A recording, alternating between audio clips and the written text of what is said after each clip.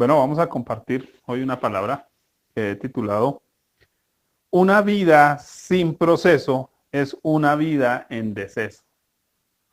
Todos sabemos lo que es un deceso, ¿cierto? Va muriendo.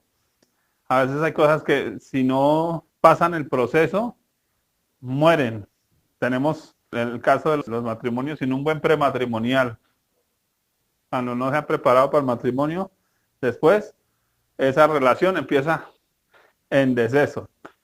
Cruzarse procesos, pasarse procesos es algo que es muy común de nosotros los seres humanos. Creo que desde el Edén vemos a Satanás tentando a Eva, ¿no? Y la tentación con Eva, ¿cuál es? Mire, si usted come eso, va a adquirir la sabiduría. Se va a ahorrar la ida al estudio. Ahórrese el proceso. Y por ahorrarse el proceso, mire el problema que tenemos tan grande, ¿no? Creo que hay esa tendencia a cruzarnos procesos. Yo, profesional para cruzarme procesos, me acuerdo en un retiro, por alguna razón, íbamos con un grupo y nos dijeron, tienen que pasar por ese palito. Y dije, no, yo con el equilibrio que tengo, yo me caigo.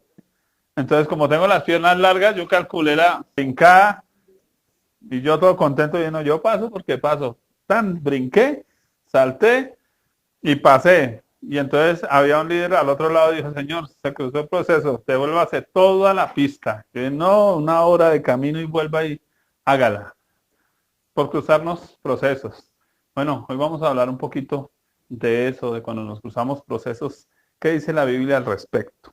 Vamos a un texto de la Escritura trillado en algunos aspectos. Tal vez hemos escuchado de Apocalipsis 3, 14 al 22. Dice la Escritura de la siguiente manera: y escribe al ángel de la iglesia en la Odisea, he aquí el amén, el testigo fiel y verdadero, el principio de la creación de Dios, dice esto: yo conozco tus obras, que ni eres frío ni caliente. Ojalá fueses frío o caliente. Pero por cuanto eres tibio y no frío ni caliente, te vomitaré de mi boca. Porque tú dices, yo soy rico y me he enriquecido y de ninguna cosa tengo necesidad, y no sabes que tú eres un desventurado, miserable, pobre, ciego y desnudo. Por tanto, yo te aconsejo que de mí compres oro refinado en fuego para que seas rico y vestiduras blancas para vestirte y que no se descubra la vergüenza de tu desnudez. Y unge tus ojos con colirio para que veas. Yo reprendo y castigo a todos los que amo. Sé pues celoso y arrepiéntete. He aquí yo estoy a la puerta y llamo. Si alguno oye mi voz y abre la puerta, entraré a él y cenaré con él y él conmigo. Al que venciere, le daré que se siente conmigo en mi trono, así como yo he vencido y me he sentado con mi Padre en su trono. El que tiene oído, oiga lo que el Espíritu dice a las iglesias. Amén. Para entender este texto, porque nos fascina, ¿no? Por ejemplo, Apocalipsis 3:20 lo usamos para evangelizar, ¿no? Se lo aplicamos a los no creyentes. Hey, aquí yo estoy a la puerta, llamo, abre la puerta a tu corazón. Bueno, lo más antibíblico de este planeta. Ya lo hemos estudiado cuando estudiamos el inductivo. El evangelio no es un suceso, es un proceso. Pero como nos gusta saltearnos los procesos, entonces hizo la oración y ya es cristiano, entonces ahora exijámosle como cristiano. No, espere que conozca a Dios, espere que vea a Dios, espera que pase un proceso, que tantee la vaina si sí quiere o no quiere, ¿no? O por lo menos eso dice la Escritura, que el que quiere ser discípulo, dice, piense bien, calcule si tiene lo que necesita para terminar. O sea, calcule bien si sí quiere ser creyente o no. Entonces no es que venga, hizo la oración y ya lo mandé para el cielo. No, hay un proceso en medio de todo eso. Ahora, aplicamos Apocalipsis 3:20 muy lindo, pero a veces no entendemos el contexto y partamos de una verdad, y es que el contexto nos habla de ¿qué? A los creyentes. Está hablándole a una iglesia de creyentes que tienen a Cristo afuera de su vida. Eso ya es grave, porque listo, que la persona que no conoce a Cristo tenga a Cristo fuera de su vida, se entiende, pero que un creyente tenga a Cristo fuera de su vida, eso ya es grave. Entonces, para poder entender el contexto de este pasaje, quiero mirar 4 aspectos básicos de la ciudad de la Odisea. La Odisea quedaba en la mitad de 2 ciudades importantes. Una era Colosas, la otra era Hierópolis. Hierópolis quedaba en la parte de arriba, la Odisea en la mitad, Colosas en la parte de abajo. ¿Listo? Entonces cuando ustedes miran el mapa van a encontrar esa ubicación geográfica. Había algo interesante y es que en Hierópolis había un volcán, por lo que también había un río y eso implicaba algo importante. Habían aguas termales muy calientes y esas aguas pues se venían por una vertiente y pasaban a la Odisea y llegaban hasta Colosas. Pero cuando llegaban a Colosas, esas aguas ya estaban frías. Pero habían pasado por en medio de las piedras, por en medio de la arena y entonces esas aguas estaban purificadas. Así que el agua en la parte de arriba salía pura, porque obviamente era un volcán, estaba hervida, mejor dicho, agua hervida. Abajo llegaba pura porque había pasado todo un proceso, pero en la mitad, en la Odisea, estaba tibia, 1 y 2, contaminada. Ya les voy a decir por qué contaminada. Porque resulta que en Colosas era una ciudad muy rica en oro. Por tanto, los laodicenses salían a recoger oro, así que el agua no solo era tibia ahí, sino muy revolcada con tipos de minerales, por lo que era muy tóxica. Entonces no era un agua bebible. Si alguien bebía de esa agua, se intoxicaba. Ahí ya entendemos por qué dice vomitaré, porque claro, alguien tomaba esa agua y le iba a dar el malestar normal a tomar algo contaminado, ¿no? Ahora, algo interesante con lo que pasaba en la Odisea con el oro era que ellos extraían el oro, pero ellos lo vendían sin procesarlo. Y estábamos hablando de la lana, ¿no? En otras regiones generalmente sacaban lana blanca, así que se utilizaba para hacer telas blancas, pero en la Odisea era un gran productor de lana negra, por lo que obviamente ellos se vestían de negro. Vivían muy vestiditos bien, con una buena lana, y ustedes creo que lo saben. Cuando usted sabe que se va a ensuciar harto y quiere evitar la lavada, usa ropa negra. Así que la ropa negra le tapa a usted la mugre que usted quiera. Ya vamos pensando en esos aspectos. Y la Odisea también se caracterizó por ser la cuna de la oftalmología. Es decir, que ellos encontraron buenos remedios para los ojos. Pero curiosamente era una región donde la gente no se enfermaba mucho de los ojos. Las otras regiones alrededor sí. ¿Por qué? Porque eran más desérticas y en los desiertos el polvo acostumbraba a dañar o afectar la vista de las personas. Mientras que en Colosas la gente acostumbraba a tener buena vista.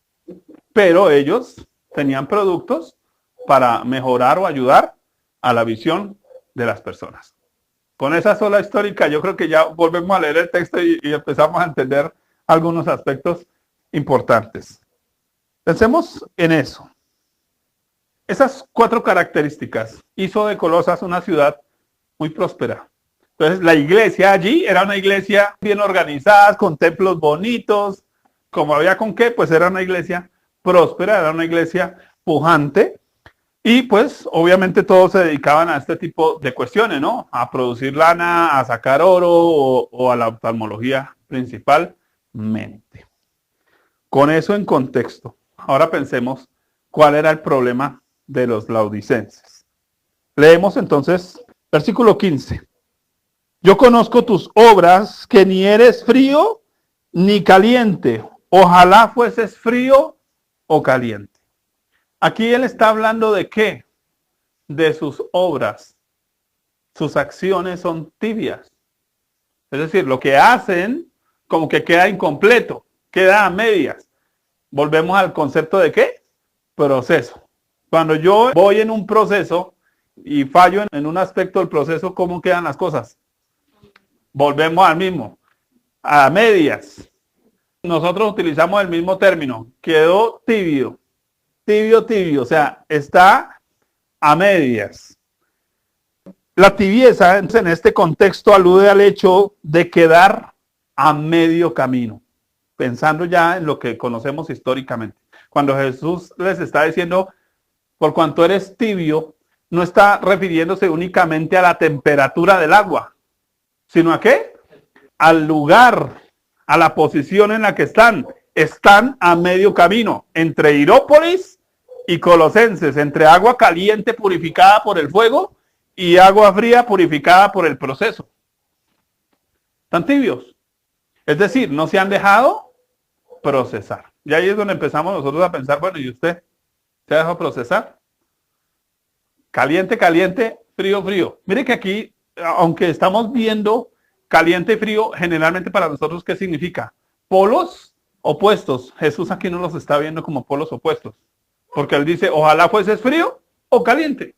O sea, no importa si usted es caliente o es frío, pero no se quede a medio camino. Es decir, usted puede ser agua caliente, tiene un propósito. Agua fría, tiene un propósito, pero tibia y contaminada, se pierde. Porque nosotros, esta semana tuve una charla con alguien con respecto a esto y entonces decía, ay no, pero es que frío entonces significaría que no es convertido. No, ahí no está hablando de eso. Ahí no está hablando de que quédese frío, no. Quédese frío, no. Es purificado, proceso. Caliente, purificado, proceso. El verdadero sin proceso es ¿quién? El tibio, el que se queda a medias. El creyente que se queda a medias. Importante porque muchas veces nosotros, ¿por qué nos quedamos a medias? Porque no queremos pasar el proceso.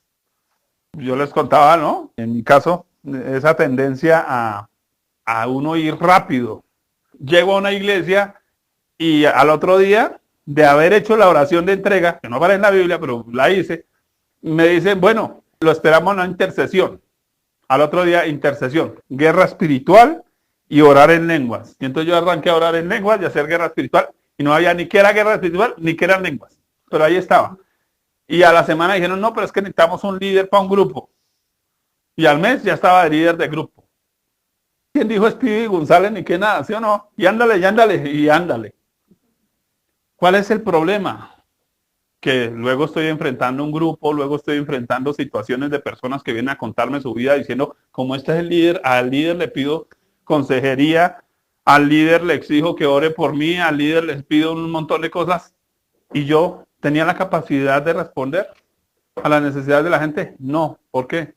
Porque yo mismo no había sido procesado, estaba a medio camino. Y creo que muchos de nosotros nos quedamos cortos en muchas cosas todavía porque nos hemos salteado procesos en nuestra vida cristiana. Ahora, era importante ver que ellos no veían, valga la redundancia, su propia necesidad y que se creían producto terminado. Y eso es lo más peligroso de todo, porque ellos decían, no, nosotros somos ricos, nos hemos enriquecido, no tenemos necesidad de nada. Y entonces el mayor problema con una persona que se salta procesos y que ya le dicen líder es que después le dicen, pero es que usted no es ni convertido todavía.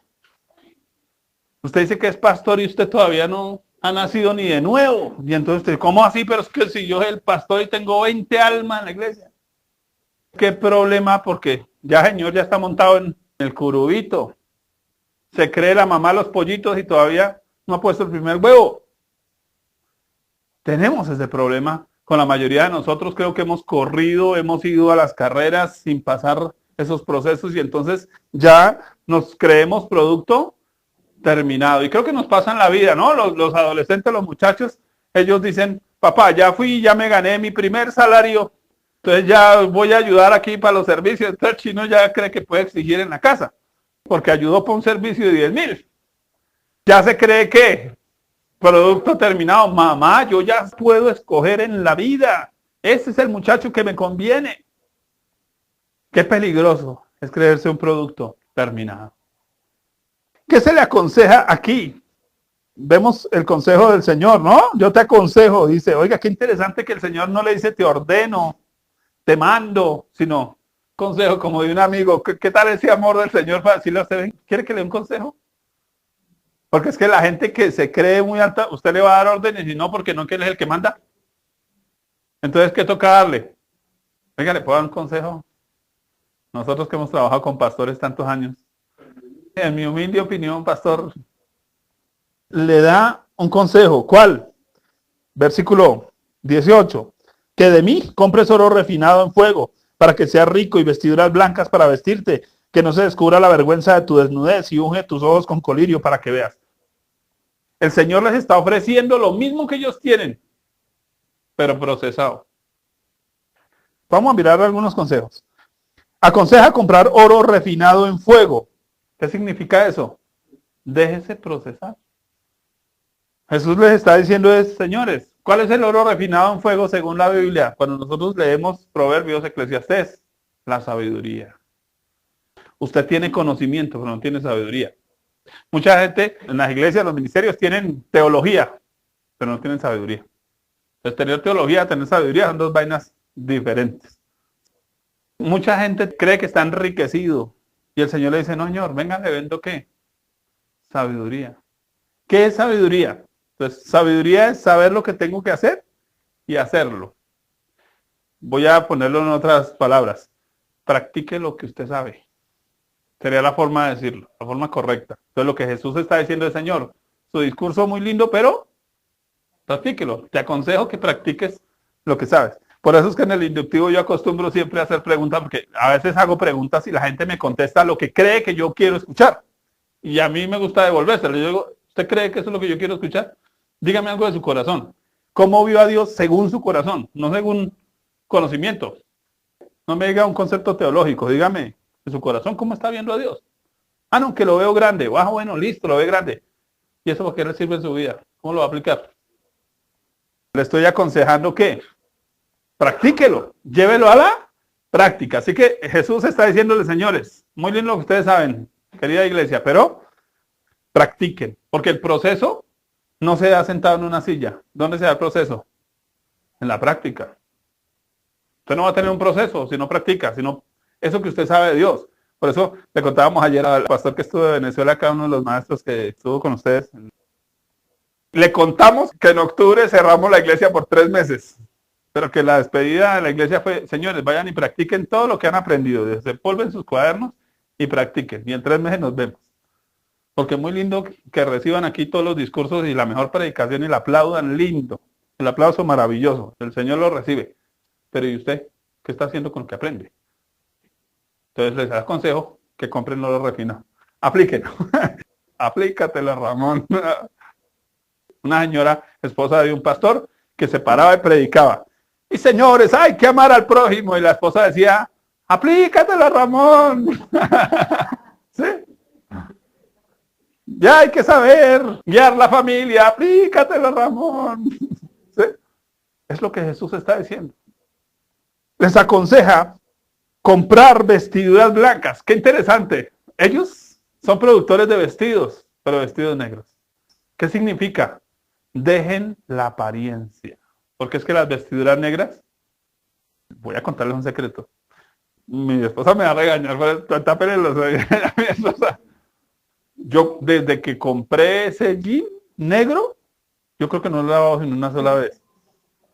Porque yo cojo, me lo quito, lo doblo y lo meto allá. Y mi esposa, pues lo que ya está ve doblado allá, asume que es ropa limpia. ¿Sí? Exactamente. Yo lo paro y él camina así. ¿Por qué lo digo? Como buen soltero también, cuando fui soltero, me gustaba comprar ropa oscura por la misma razón. No me gustaba lavar. Y entonces la ropa oscura sirve de apariencia. La gente que no quiere ser procesada prefiere vivir de apariencia. Fui al evento y me tomé las fotos con los pastores más famosos, ¿no? Ay, porque mire, con el pastor tal nos fascina la apariencia. La apariencia es quedar a medio camino.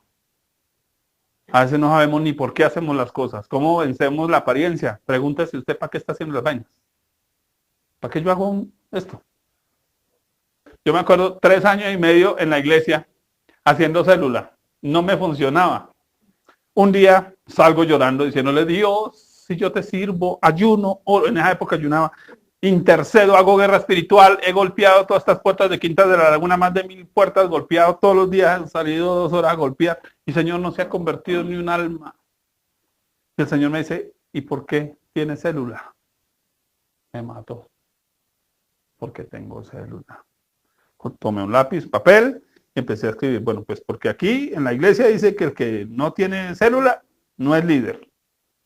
Segundo, porque ya me dieron las 4 escuelas para ser líder.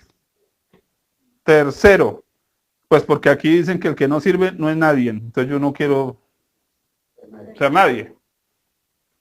Cuando leí esas respuestas, mis propias respuestas para Dios, eso es mucha bestia peluda. No sé ni por qué estoy haciendo las cosas. Las estoy haciendo para otros. No las estoy haciendo ni por Dios, ni para Dios, ni en amor a Dios. Sino porque el líder, porque no que si la célula se me va al hueco, mi liderazgo se me va al hueco y entonces ya no soy líder. Soy un triste gusanito en el mundo. Grave, apariencia. Entonces empecé a pensar, no, venga, con Dios la vaina, venga. ¿Para qué hago las cosas? ¿Por qué oro? ¿Por qué ayuno? Yo les he contado el asunto del devocional, ¿no? Un día, bueno, espero en 8 días su cuaderno devocional. Yo tenía ese cuaderno, mire, en blanco, eso era así. En 8 días, tanta fecha, yo dije, no, son como 30 devocionales que debo. Agarré la Biblia, cogí los versículos, puse, y como buen maestro, me salen los bosquejos rápido. Pa, pa, pa, pa. Claro, mi líder mira ese cuaderno y dice, uy, severas revelaciones que dio el día de usted. Eso está lindo, no, no, no. 10. Cuando yo salgo de ahí, el Señor me dice, a ver, ¿qué estamos jugando, Señor? ¿Para quién hizo devocional? ¿O para quién no lo hizo? ¿Cierto? Hermanos, nos fascina vivir de apariencia y creo que de alguna manera eso es porque no queremos pasar los procesos que Dios tiene con nosotros. Compremos vestiduras blancas. Que apenas llegue una manchita uno se dé cuenta que, uy, no, estoy mal. De una vez le quito la manchita. En cambio, vestido negro, tal vez ni cuenta me dé a qué horas terminé pecando tanto. Por estar viviendo de apariencias. Dios nos ayude. Se les aconseja ungir los ojos con colirio. A los creadores de la oftalmología que tenían buena vista, el Señor les dice, no, échense gotica en los ojos. ¿Saben cuál era el problema? Que ellos estaban acostumbrados a ver a los demás ciegos. Ay, no, la gente no ve. ¿Que la gente no da cuenta? Yo soy el que tengo que abrirle los ojos a los demás. Yo soy el que les voy a dar a los demás la revelación, la iluminación y voy a ayudar a los demás a que vean las vainas bien. Estoy predicando para que todo el mundo abra los ojos. Entonces, venga su colirio cada domingo. Y yo no estoy viendo ni por la familia. Entonces el Señor le dice, Señor, échese las goticas primero usted. Porque es que la persona que no ha sido procesada acostumbra a juzgar a otros. Por eso la Biblia dice, Señor, quítese la viga primero y ahí sí va a ver bien para ayudar al otro. La persona no procesada acostumbra a señalar los defectos de todos, pero él mismo no se los está viendo. A veces queremos ayudar a otros a encontrar la visión de su vida, pero nosotros mismos no la tenemos. ¿Cómo solucionar la tibieza? Porque mire que la tibieza está representada aquí, el medio camino está representado en todo. Oro sin purificar, ojos sin gotas, vestido negro sin manchas. A medio camino. Un personaje así, un creyente así, está a medio camino. ¿Cómo solucionar la tibieza? Versículo 1. Dice, escribe al ángel de la iglesia en la Odisea, he aquí el amén, el testigo fiel y verdadero, el principio de la creación de Dios. Dice esto. Quiero subrayar solo esa frase. El principio de la creación. ¿Por qué Jesús se presenta como el principio de la creación? Porque creo que hay una clave muy importante para nosotros hablando de dejar la tibieza. Y es que lo tibio tuvo un principio. Entonces, el problema está en el principio. El problema siempre está en los principios. Mire, la mayoría de las personas viven a medio camino porque no tienen principios. Cuando usted en su casa a sus hijos les da principios, no quedan a medio camino. ¿Cuál es el lío con la mayoría de personas no procesadas? Se han salteado los principios. Por eso pasan las iglesias, que cuando uno llega a una iglesia nueva le dicen, Señor, comience por el discipulado básico. Uno dice, pero si yo ya me he tomado eso, ¿cuántas veces? Pero si yo ya me sé eso. El Señor dice, sí, yo soy el principio de la creación. ¿Se arranque? Por el principio, Señor. Ah, ya llegó aquí a la mitad. Sí, lo felicito que llegó a la mitad, pero se salteó los principios. Terrible. Pero a veces Dios tiene que ponernos en esto. Volver a los principios. Entonces, en muchas cosas, a veces con las personas, ¿qué toca hacer? Vuelve y resálteles. Y como decía alguien, enseñar es recordar a otro lo que ya sabe. Entonces usted ya lo sabe, pero yo lo recuerdo. Reconocer su condición, versículo 17. Dice, porque tú dices, eso es lo que usted dice de sí mismo. Yo soy rico, me he enriquecido, en ninguna cosa tengo necesidad. No sabes que tú eres un desventurado, miserable, pobre, ciego y de no. Oiga, uy, eso ya pegó feo, ¿sí o no?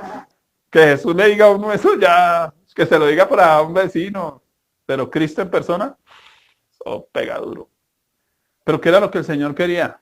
Que ellos que vieran su condición. Porque, miren, la persona tibia, la persona a medio camino, generalmente vive mal. Y entonces el Señor dice, venga, espere, pare, venga, échese goticas y observe a su alrededor cómo está viviendo. Mire que sus hijos no quieren saber nada de Cristo. Mire que su familia no sé qué. Mire que el gato ni le obedece. Usted dice, oiga, sí, no, estoy como mal. Porque usted no se ha dado cuenta de su condición. El Señor dice, venga, le pongo un espejito, espejito, para que pueda ver en qué condición está. Eso nos ayuda. Dios tuvo que un día decirme, Señor, pare. Y me pasó algo muy curioso, inclusive me pasó porque aquí Quitas de la Laguna en un diciembre habían decorado muy bonito, pero yo acostumbraba a caminar así, líder cristiano, pero yo caminaba mirando para el suelo. Y un día el Señor me dice, alce los ojos y observe lo que nunca he visto. Yo levanto y claro, las lucecitas, las decoraciones, todo. Y el Señor me decía, así está tu vida. Hay cosas que tú no has visto, porque estás mirando en una sola dirección. ¿Cuál era la sola dirección? Se mira a sí mismo. Uno toda la vida la pasa mirándose a sí mismo. El Señor dice, no, espere, mire alrededor. Mire a su papá, mire a su mamá, mire a sus hermanos, mire su situación, mire su economía, mire esto, mire esto, mire esto. Y yo dije, uy, ¿a qué horas me ganó ventaja todo eso?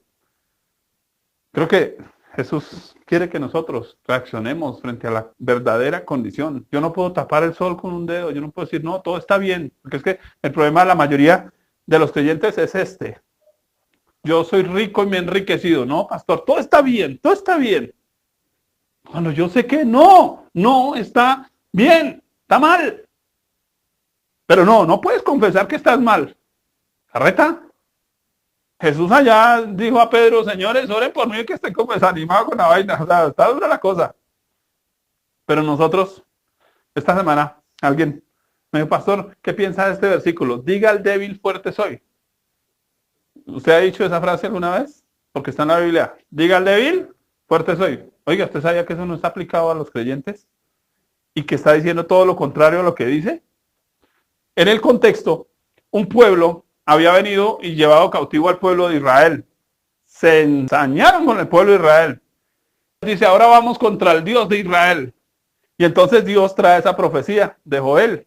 Y dice, señores, ¿ustedes van a venir contra mí? Vengan. Y vengan diciendo, diga el débil, fuerte soy. O sea, ellos dijeron, vamos a vencer a Dios con nuestro positivismo. Voy a vencer a Dios. Diga el débil, fuerte soy. Entonces, lo que Dios está diciendo ahí en el versículo es un sarcasmo. Él dice, ustedes se creen muy valienticos, vengan. Y mientras vienen diciendo, soy fuerte, soy fuerte, soy fuerte, soy fuerte. Y yo los atiendo aquí con una mano en la cintura. Pero ese es el mismo positivismo pendejo que nos han metido en la iglesia. No puedes confesar que tienes problemas. Confiesa la bendición. Sí. Sigue confesando la bendición y verá cómo sigue viviendo.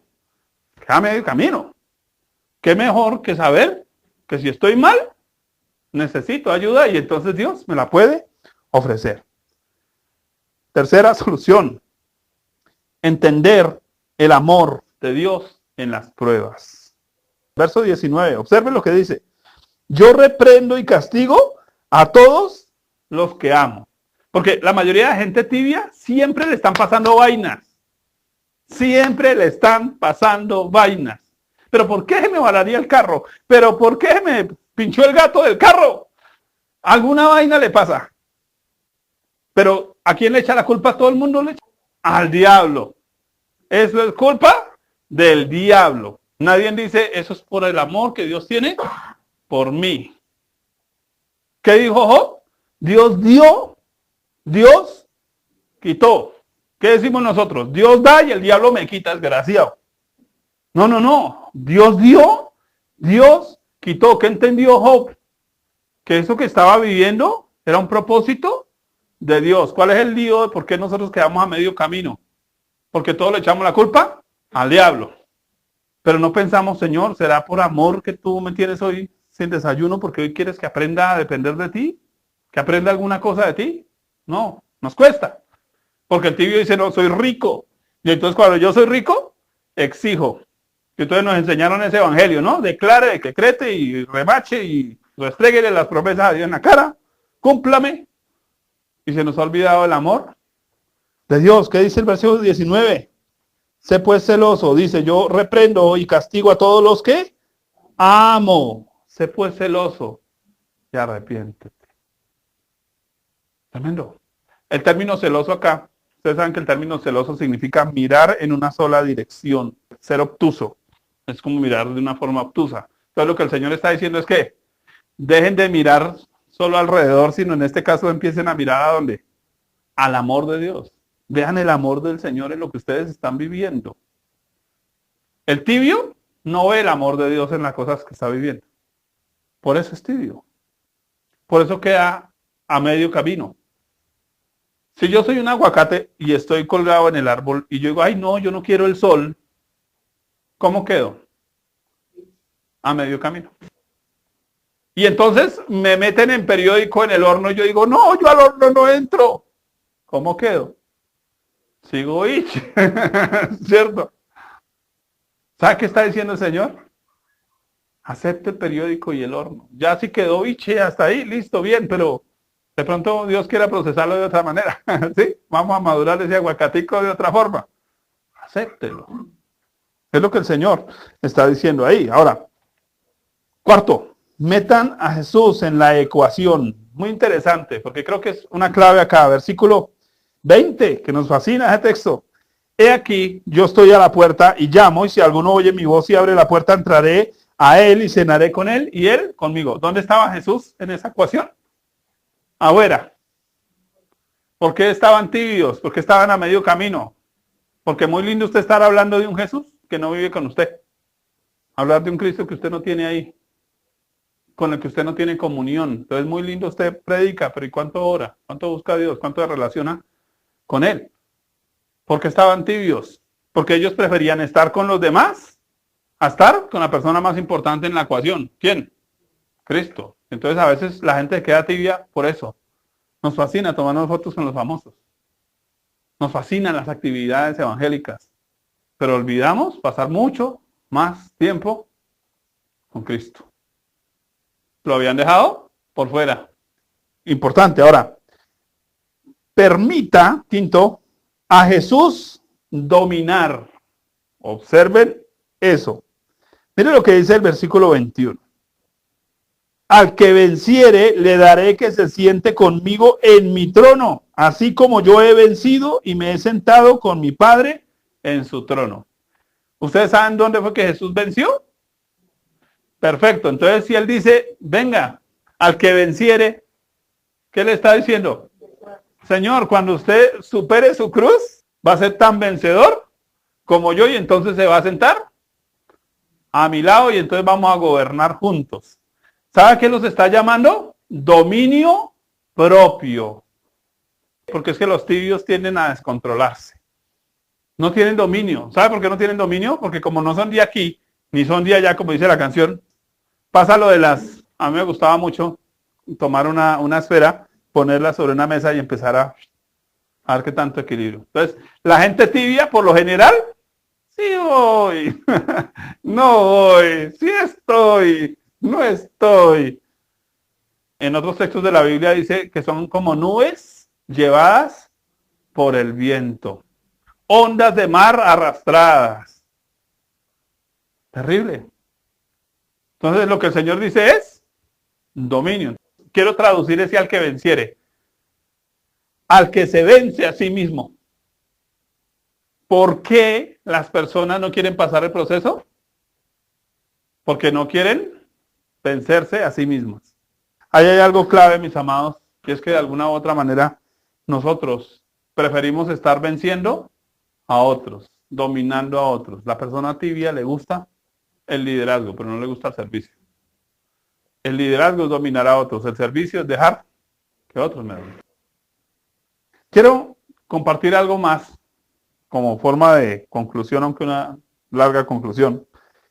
Es cómo evitar caer en la tibieza, porque acabamos de leer Apocalipsis. Oiga, les voy a leer el mismo texto de Apocalipsis en otro lado, y ustedes van a ver que es pintado el asunto. Lucas 24, 13 al 25. Se los contextualizo antes de leerlo. Jesús es crucificado, sepultado, y dos de sus discípulos se van para una ciudad llamada Emaús.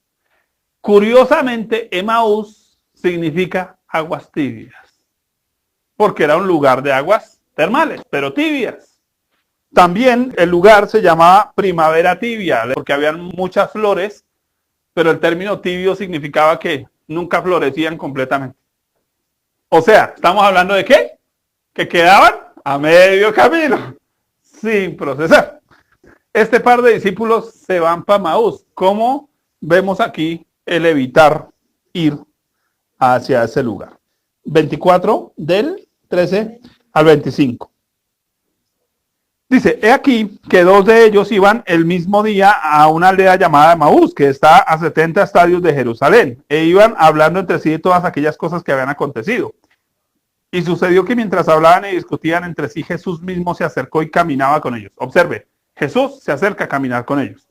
Mas los ojos de ellos, ¿cómo estaban? Igual que los de Apocalipsis, ciegos. Sus ojos estaban velados para que no le conociesen. Y les dijo, ¿qué pláticas son esas que tenéis entre vosotros mientras camináis y por qué estáis tristes? Respondiendo uno de ellos, que se llamaba Cleofe, le dijo, ¿eres tú el único forastero? ¿Cómo están viendo a Jesús? En Jerusalén, que no has sabido las cosas que en ella han acontecido en estos días. Él les dijo, ¿qué cosas? Y ellos dijeron, de Jesús Nazareno, que fue para un profeta, poderoso en obras y en palabras delante de Dios y de todo el pueblo. Y cómo le entregaron los principales sacerdotes y nuestros gobernantes a sentencia de muerte y le crucificaron. Pero nosotros esperábamos. Mire, un tibio solo espera. Dice, esperábamos que él era el que había de redimir a Israel. Y ahora, además de todo esto, hoy es ya de tercer día que esto ha acontecido. Aunque también nos han asombrado unas mujeres medio locas, ¿cierto? Entre nosotras que fueron al sepulcro y dice, como no hallaron su cuerpo, vinieron diciendo que también habían visto visión de ángeles, quienes dijeron que él vive. Y fueron algunos de los nuestros al sepulcro y hallaron, así como las señoras medio locas habían dicho, pero no le vieron. Entonces él les dijo, oh insensatos y tardos de corazón para creer todo lo que los profetas han dicho. Oiga, un tibio todavía no se ha definido si Cristo sí es o no es. 1. 2. Siempre está yendo en sentido contrario a lo que le dijeron. Les habían dicho, quédense. ¿Y ellos quisieron? Se fueron. Porque no oyen, no hacen caso y siempre están yendo en sentido contrario. 3. No ven claramente. Volvemos al mismo patrón aquí del otro lado. ¿Qué solución tienen ellos? Versículo 27. Y comenzando, ¿qué hizo Jesús? Desde Moisés, ¿a dónde los llevó? De nuevo, al principio, a las escrituras. ¿Dónde escribió Moisés? Génesis, Éxodo, Levítico, Números, Deuteronomio. Vayan a ver para el principio otra vez. Vuelva, comience la lección. Judíos que ya conocían. Y Jesús los llevó. Señor, si le toca volver a comenzar, comience. Oiga, tremendo. ¿Volver a comenzar en dónde? En las escrituras. Verso 28, segundo punto acá. Dice, llegaron a la aldea donde iban e hizo como que iba más lejos. Aquí hay algo interesante. Y es como que Jesús dice que me voy y los dejo solos. Y aquí hay algo clave. Porque el tibio no le gusta estar solo.